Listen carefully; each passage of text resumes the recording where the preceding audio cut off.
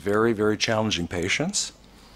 And then we have a special treat, a film of a psychopath who was treated by Truus Kirsten for 4 years with chemotherapy. And he comes back 2 years after his treatment is finished. He's out of the hospital, and he talks with Truus about his therapy and about her and about chemotherapy. And then after that, I'm going to invite Truus and Elsa Vandenbroek, Christina Esther de Vrijer, they're my wonderful forensic colleagues in the Netherlands who are doing chemotherapy with me, to come onto the podium and to answer your questions about what is it like to reparent a psychopath. Okay, all that in 45 minutes. Can we do it? Yes, we can. Okay. Okay, let's start with reparenting a psychopath. Is this an absurd idea or what? Have you ever heard of anything crazier than reparenting a psychopath? I mean, you think about your favorite psychopaths, you know, Hannibal Lecter, Jeffrey Dahmer, Mitt Romney. Nah, he's not quite there. Severe narcissist. Okay. In any event, think about your favorite psychopath. You know, this is a crazy idea, right? Everybody, reparent a psychopath? What's that about? Well, I have to say that for many people who are working in the forensic field, this would also seem like an absurd notion. Many professionals would see this as an absurd notion, although I have to say we're making some very good inroads in the forensic field, and I think some of these ideas are beginning to change. Okay, let's talk a little bit about psychopathy and what it consists of, and then we can see whether or not this is an absurd notion or not. Psychopathy involves a lot of features, both behavioral features, affective features, interpersonal features. But what many people feel is that the core features of psychopathy are really the personality features, the affect and interpersonal features. Like, for example, on the affective side, a lack of remorse, right? People who lack a sense of guilt, a lack of empathy, and an inability to empathize with other people. Psychopaths are seen as being emotionless, right? So these are people who don't have any feelings.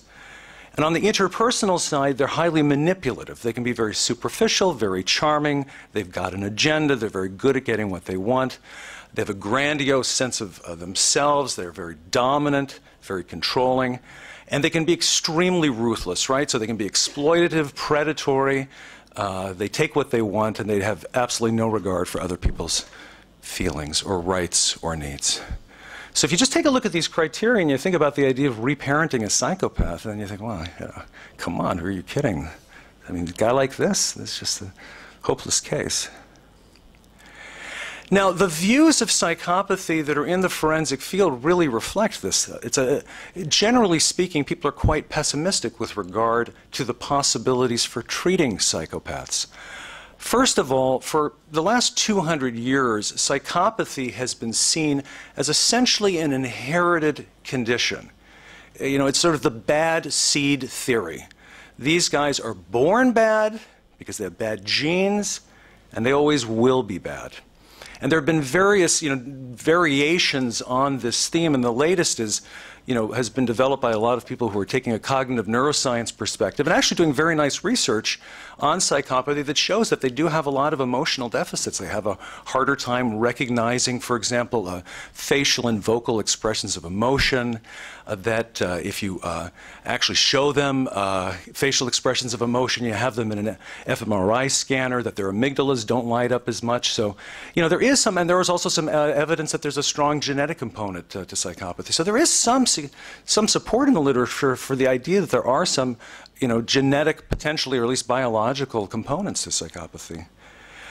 There's also a belief in the field that psychopaths are difficult, if not impossible, to treat, and that treatment, in fact, will make them worse. Why? Because if you give them a psychological treatment, they're just going to go and all turn into little Hannibal Lecters, better able to con and manipulate you. Now, what's interesting is that there has been very, very little research, actually randomized clinical trials, that have actually attempted to use some kind of rational treatment for psychopathy and test its outcome. In fact, up until the study that we're doing, there's not been a single well-conducted clinical trial in this area. And so actually, the fact of the matter is that we just don't know. We don't know what the possibilities are based on empirical studies for actually being able to affect change in these patients.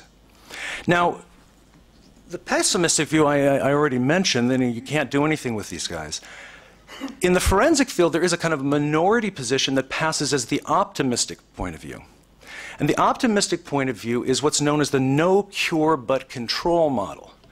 And that means, we can't really change the way psychopaths are, but maybe if they're motivated, like if they, they're tired of being in prison, they're tired of having lost everything, maybe we can help them to develop better social skills, learn to recognize some of their antisocial cognitions that tend to lead to crimes, and so that they can better control their antisocial behavior. Now, I have a feeling that for some psychopaths, and I think the literature supports this, that this model actually can be helpful for some of them so long as they are motivated. On the other hand, if your base position says these people cannot fundamentally be changed, then I think that that position essentially says we really can't expect very much from them. Maybe they can reduce some of their antisocial behavior to some degree, assuming that they're motivated to do so. Okay, so even the optimistic position, I think, is really not a very optimistic one. Okay, now let's turn to limited reparenting. We've talked a lot about limited reparenting in this conference. And limited reparenting is really based on the idea of reaching the patient's vulnerable side, right? That's the side of the patient, if you think in terms of the schema mode model, where, all of those unmet needs are located. All of those schemas, abandonment, mistrust, abuse, emotional deprivation, and so forth, okay? So we want to reach that side of the patient, and we want to provide some of what the patient has missed in order to start to heal them. But what if psychopaths don't have a vulnerable side, right? What if there's no vulnerable child there? Right? What if there's no vulnerable emotions there? I mean, that's the classic view of psychopaths, right? The classic view of psychopaths would lead us to believe that there is no vulnerable child. And so then how could you possibly do reparenting? And I think we have to say, honestly, that if there's no vulnerable child there, the idea of reparenting doesn't really make a lot of sense. And so then the question is there a vulnerable side? Well, one of the reasons why we think that there is a vulnerable side in many of these patients is because we see it. And I want to give you a few brief case examples where in psychopathic patients who tend in general to be very emotionally distant, cut off from their feelings, cold, and so forth, all of a sudden we see what appears to be a vulnerable side. So here are a few examples. One is of a patient that I worked with years ago when I was a psychologist up in the Bronx, working with drug addicts and antisocial patients. It was a long time ago. And this is a man who had been an enforcer in some criminal network. He'd gone around, hurting people when they wouldn't pay their debts and so on and so forth. Real tough guy. And he came down with AIDS, right? So this was back in the late 80s when there was really the AIDS epidemic in New York. And I remember meeting with him, and he actually started to talk about, in the course of my interviewing him, some of the people he had hurt. And he began to cry. And he started to express remorse. He started to say, I really wish I hadn't done some of those things. And I thought to myself, well, this is really interesting. I mean, this is a guy who was in a study I was doing at the time on psychopathy, and I had given him the psychopathy checklist interview, and I knew that he had a pretty high psychopathy score. And here he's expressing remorse, and he's crying and kind of tearing up, this big, tough guy. I'm thinking to myself, whoa, this is really strange. This kind of thing shouldn't be happening. Here are a couple of other examples. One patient who was in our study in the Netherlands, in the very first session, he said to his therapist, you really shouldn't bother going looking for emotions in me because I'm a psychopath and I don't have emotions. Well, a lot of the time, it really didn't look like he did have emotions. He was very flat and superficial in terms of how he dealt with people. And then one day he suddenly got sick and he had to be hospitalized. And he had a girlfriend outside of the clinic, and the girlfriend visited him in the hospital. And when the girlfriend walked into his hospital room, he started to cry. He started to cry. And afterward, when his therapist asked him, after he'd gotten out of the hospital and was back in the clinic, and his therapist asked him about this, he said, you know, don't really expect to see this side of me very often, he said. But, you know, he had acknowledged that there was this side of him, another side that one wouldn't normally see. And here's a third example.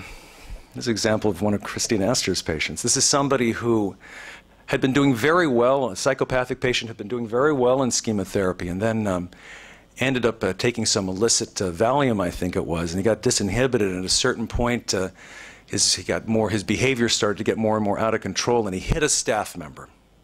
This is in one of these forensic hospitals. And so he was placed in separation. And you know, his therapist went and visited him. And instead of behaving in a judgmental way or a critical way, you know, she just really expressed caring and concern for him. And he broke down crying. Okay, so these are 3 examples, and I could give you many, many more examples. I mean, it's almost become a running joke in our study, the crying psychopaths, you know? We have some therapists who seem to be so good at evoking the side of the patient. We have 3 of them right here who you're going to meet later, where, you know, it's like almost like, you know, one guy after another comes out of the office, you know, the big tough guy is crying, you know? Well, I mean, how, you know, what is this about? I mean, is this possible? I mean, is this, well, what's going on here? Well, how can you start to understand in the context of, you know, a belief about psychopathy for 200 years that these people don't have emotion? How can you make sense of these observations of psychopaths having a vulnerable side? Well, in order to do that, what you need to do is make a fundamental shift in how you think about psychopathy. That the way in which we've traditionally thought about psychopathy has been a trait model. And the trait model essentially says that these people are the same way all the time. Right? So psychopathy is defined by traits like remorselessness and lack of empathy and so forth, and this is the way they always are.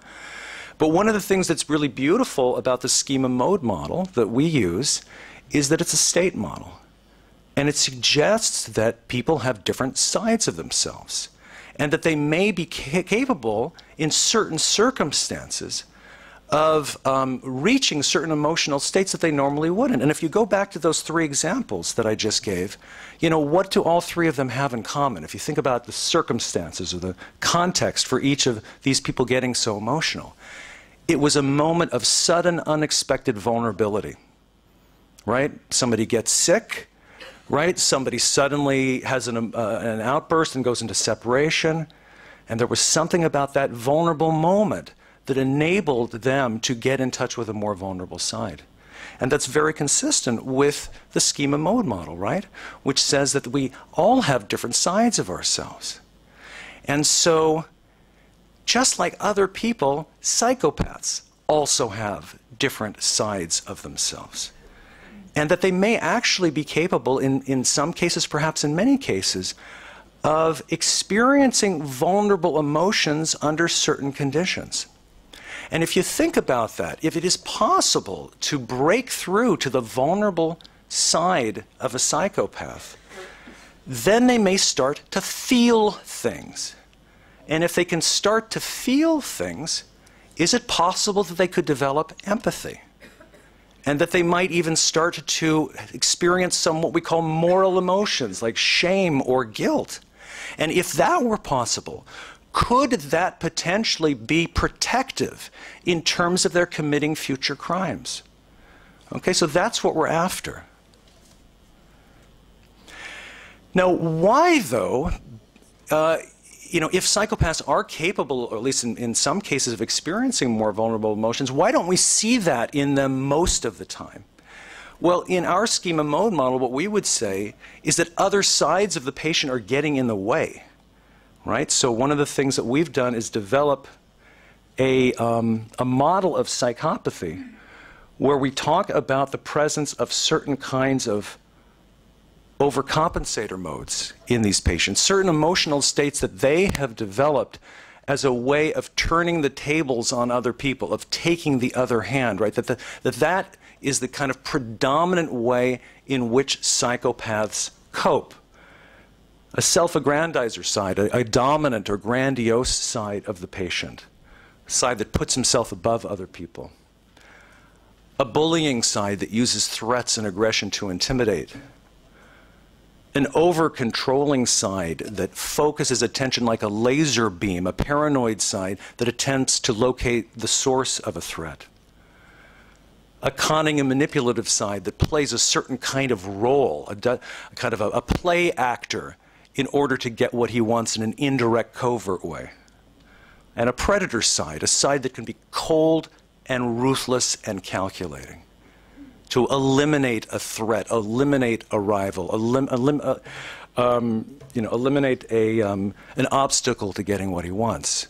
Okay, so in our model, psychopathic patients are people, if you take a look at what's underneath those overcompensatory modes and also behind these various avoidant modes, they're the child side of the patient. If you look in terms of the histories of these patients, what you see, and this is very consistent with Guy's talk, is very severely disturbed attachment histories in these people. You know, these are patients who very often had no one in their lives who cared about them. You know, they were chronically, repeatedly abandoned. These are people who are often very severely abused, physically, emotionally, or sexually.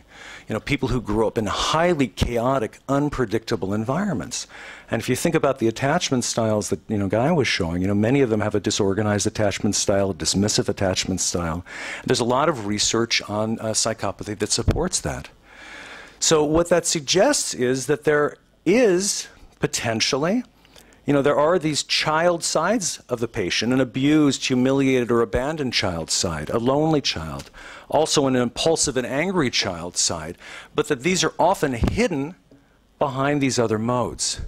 And so a lot of what we need to do is to try to bypass these modes that are blocking access to the vulnerable side in order to reach it, so that we can do that reparenting. And when you really take a look at the number and severity of these modes, then it becomes quite clear what a challenge that is, right? This is not something that's going to be easy to do.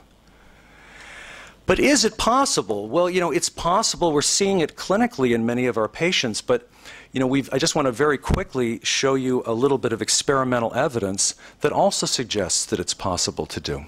You know, can we see vulnerable sides in psychopathic patients? Well, this is a slide based on some research that's being done by one of my PhD students, Mariah Colin-DeVos, along with Elsa Vandenbroek and other colleagues. And it's an experimental drama therapy protocol that we've developed to try to evoke the vulnerable side in antisocial and psychopathic patients. I won't go into the details of it, but it's based on, actually Elsa helped us to develop this protocol. And what I'm showing you here, this graph, is from the third session from this 5-session protocol, which is specifically designed to evoke the patient's vulnerable side. And essentially what the drama therapist does in the previous session, she will have used a technique called the family table, where she asks the patient to play out a scene from childhood around the family table. She uses that as a way of identifying the unmet needs of the patient in childhood. And then in the next session, which is this one here, she actually, again, plays out that scene with the patient in order to get to the core unmet needs, and then does re-scripting via role-playing to try to help to provide for some of those needs. Now, what we've done here is we trained students to rate schema modes during these sessions. So we videotape these sessions, and then we have students rate schema modes on a minute-by-minute basis using an instrument that we developed called the Mode Observation Scale. And so what you're seeing here are minute-to-minute ratings, and all we've graphed are vulnerability ratings, and anger, vulnerable child and angry child. Now you see there's no angry child here. This is a patient with a psychopathy checklist score of 32. Now, the psychopathy checklist is sort of the gold standard interview for psychopathy. Anybody with a score of 30 above is considered a bona fide psychopath.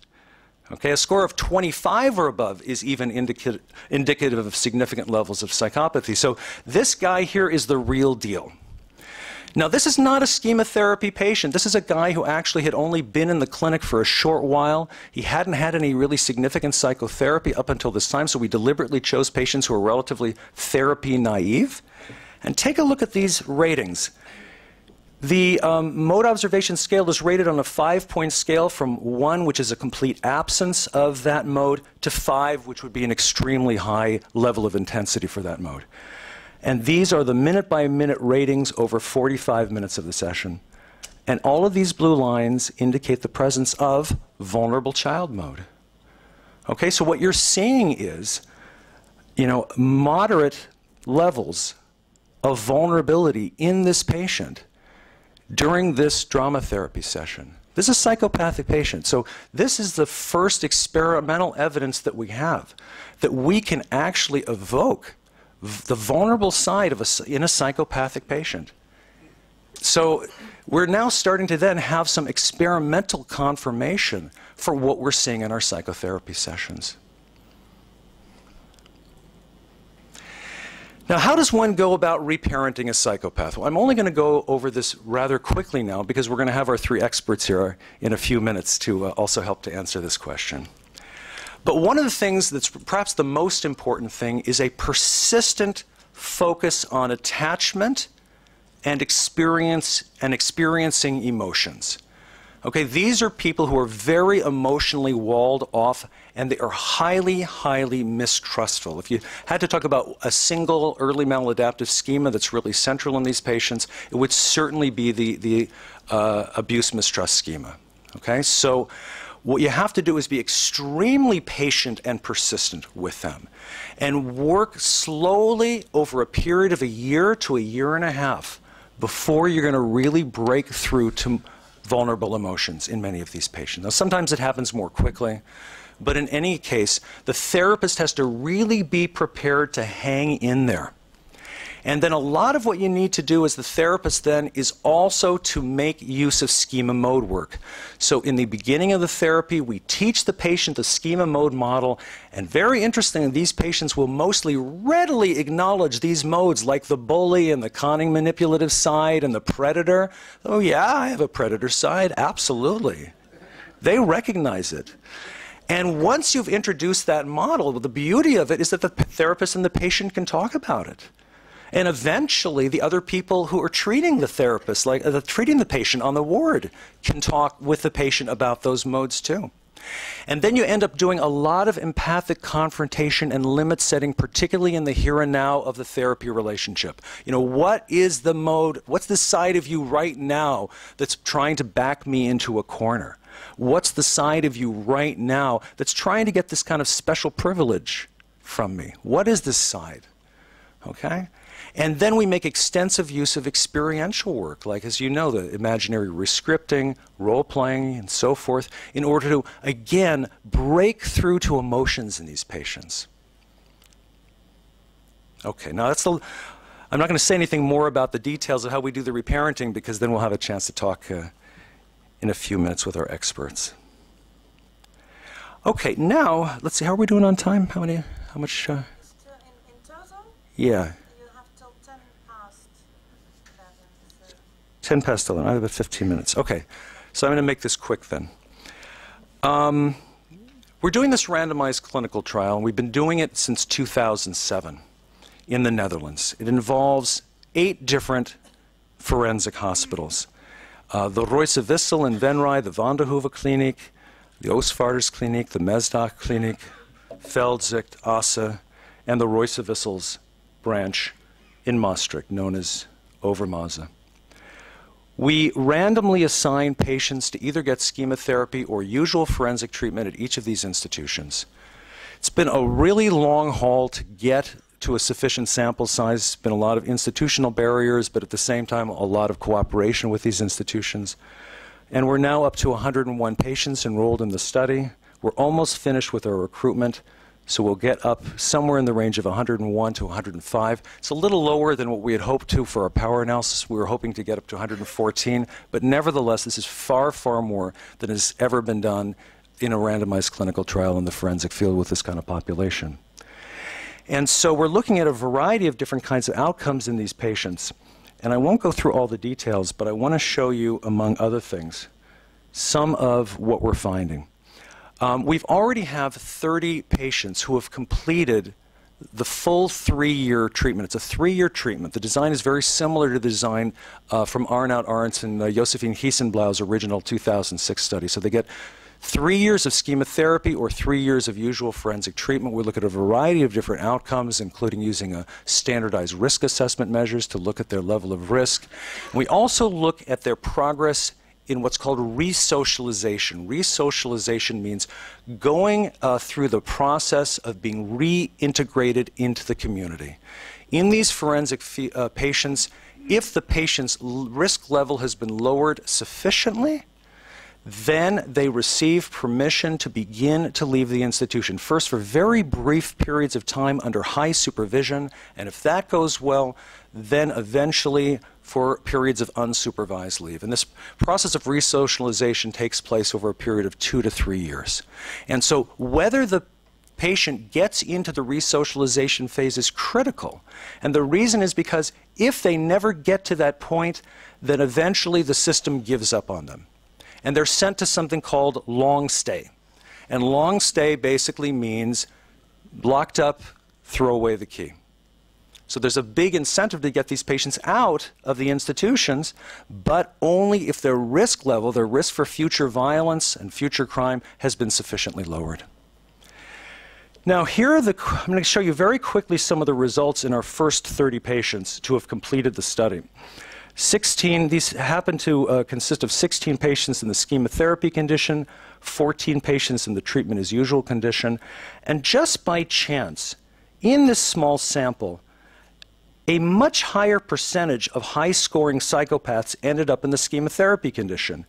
5 out of 16 had a score of 30 or higher in the chemotherapy condition, and only 2 out of 14 in the treatment as usual condition. Now those differences will even out over time. When we have a larger sample, we'll see that they're going to end up being quite comparable in terms of their level of psychopathy. But in looking at the next graph, please keep in mind that the chemotherapy patients here are more psychopathic, at least in this small subsample. Now these are risk scores, HCR20 risk scores, over a period of 3 years, starting from baseline all the way to 36 months. And a score of 0 means low risk, a score of 1, medium risk, and 2 is high risk. Here are the chemotherapy patients with higher psychopathy scores, with scores of 25 or higher. Here are the treatment as usual patients with scores of 25 or higher. Notice that the chemotherapy patients are starting out with a much higher level of risk. They're starting out on average in the high risk category, whereas the treatment as usual patients who are more psychopathic are starting out in the moderate risk category, right? That's just, again, due to this fluke of the randomization in this small sample. The chemotherapy patients are starting out more at a disadvantage. It's like running a race where you're starting out further behind the starting line. Now look what happens over the first 18 months of treatment. These are the highly psychopathic patients in the chemotherapy group. They are rapidly improving to the point, by 18 months, halfway through the treatment, they've caught up to the treatment as usual patients who are highly psychopathic. Okay, so this suggests, and this is not yet a statistically significant difference, but if this holds up, what it suggests is that chemotherapy is working more rapidly to reduce risk in highly psychopathic patients. Now, this is also consistent with our findings regarding patients' progress through the resocialization phase of treatment. Again, starting with time 2 here, which is 6 months, all the way to 36 months, and the light blue bars are chemotherapy, the dark blue treatment as usual. What we're seeing is that every time point, the chemotherapy patients are more likely to have received leave, both unsupervised leave and supervised leave. In other words, that a higher percentage of the chemotherapy patients are moving into and through the resocialization process. And of course that makes sense because their risk levels are going down. And these are the same instruments that the institutions use in order to make decisions about who gets to go on leave.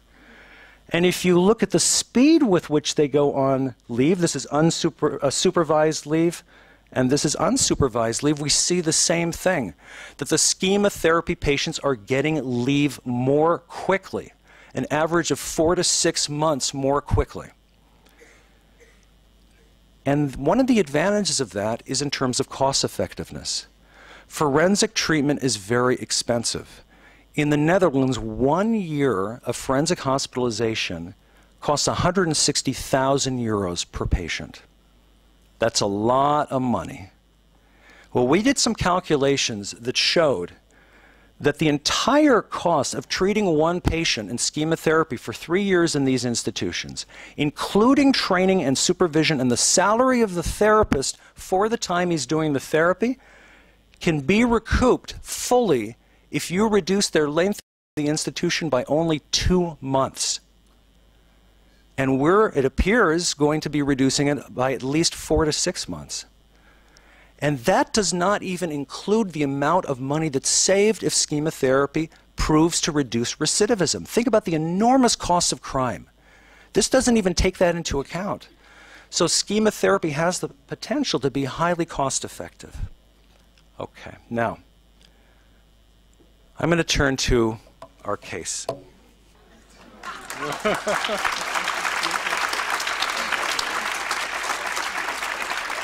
Okay, I know we just have another minute, but I want to bring at least my 3 colleagues up here, Truus Kirsten, Elsa Vandenbroek, Christina Esther de Vrijer. These are the people who are really doing this wonderful work.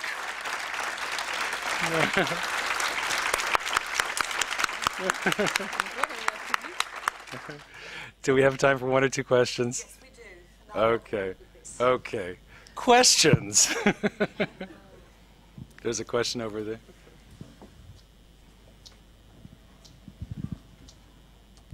Hi, and thank you for sharing all of this with us. How do you deal with the possibility of lying or them just telling you, what you need to hear so you think they're making progress? Who would like to, microphone? Who would like to answer? Well, in the beginning, I don't know what is the manipulative side, but I also always try to figure out what side it is. And the manipulative side is the side of lying of a patient. Always is you can feel it when he is not is in a mode. So in the beginning, I always trust him, and I try to give him the benefit of the doubt. Benefit of the doubt. But later on, then I'm going to confront him with some things, and I'm going to ask him about some things. But in the beginning, I try to give him the benefit of the doubt. Somebody else would like to come? And also, when you think they are lying, you can discuss that you think they're lying. And sometimes then they admit and say, okay, yeah, that's true. You got me there, or oh, I'm sorry, or yeah, it's a item that you can discuss, like all other emotions and other things that occur. Question in the back.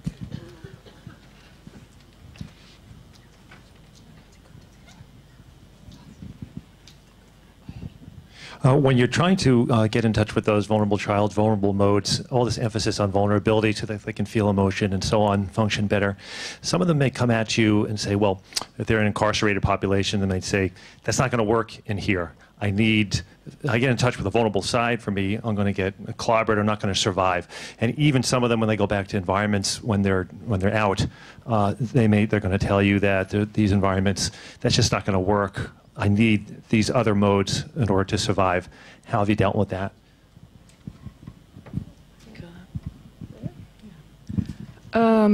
Well, sometimes that happens. That persons, they don't can be vulnerable at the board, and then well, you just say it's okay sometimes to close down. Sometimes it's effective, but in the room, they may be vulnerable, and that's okay. But I also learn them to come back together again before they go out. So they, for example, to go to a safe place, and they can practice it on their own room. And you also see in in therapy that the vulnerable side is there, but the moment before they open the door, they big up and prepare themselves for going back to the ward. And then after that, if you discuss it, they say, well, I know I do that. I have to do that because the environment is so hostile and not very friendly for me being vulnerable. But at least I had these minutes in therapy, or at least I know that 2 or twice or once a week I can let go. Okay, unfortunately, we have to stop now. Yeah, I know, but could you ask them during the break, maybe, because otherwise other people cannot have their break. Thank you all so much for this.